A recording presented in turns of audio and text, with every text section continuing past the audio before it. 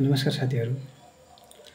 यो अहिले हाम्रो नेपालमा भइरहेको यो विभिन्न गतिविधिहरू अब सरकारले जो गरिरहेछ यो हजुरहरूलाई कस्तो लागिरहेछ? यो किन भइरहेछ यस्तो?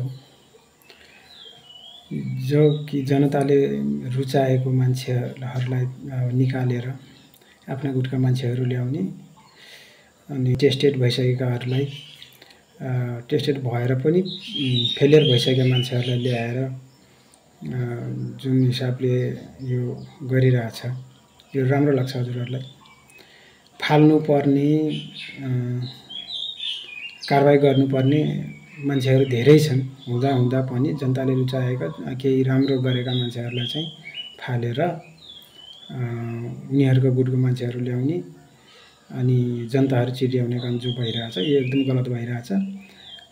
हामी सबैले सामाजिक सञ्जालहरूबाट अथवा नेपालमा हुनेहरूले सडकबाट हुन्छ या कसरी हुन्छ यो सरकारलाई चाहिँ दबाब दिनु पर्यो। यति नगरी चाहिँ होला जस्तो लाग्दैन।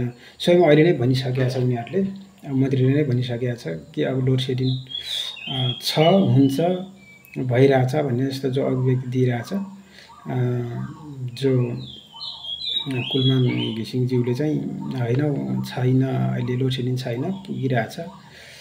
केही अब यो उद्योगीहरूलाई यो जो बग्यौता नतिर्ने जो बदमास उद्योगीहरूको चाहिँ काट्ने गरिरहेछ, अरूमा चाहिँ पुगिरहेछ भनेर उहाँले भनिरहँदा चाहिँ यो जो यो प्राधिकरणको जो यो मन्त्री हुनुहुन्छ यो खड्का, दीपक खड्का, उहाँले चाहिँ लोड सेडिङ छ, हुन्छ, यो भइरहेछ भन्ने जस्तो अभिव्यक्ति दिनुभएको छ यो चाहिँ एकदम गलत छ। अब भोलिको दिनमा चाहिँ यो हुन्छ नै, हामी अब चाहिँ अँध्यारोमा बस्नलाई तयार भएरै बस्नुपर्ने स्थिति भइसकेको छ हैन। सो सबैले आफ्नो ठाउँबाट आवाजहरू उठाउनु पर्यो। अनि म कहिले पनि यसरी अब बोलेर गरेर भिडियो बनाउँदिनँ पनि। अब के कस्तो भयो हजुरहरूले हेरेर प्रतिक्रिया दिनु होला। हस्, धन्यवाद।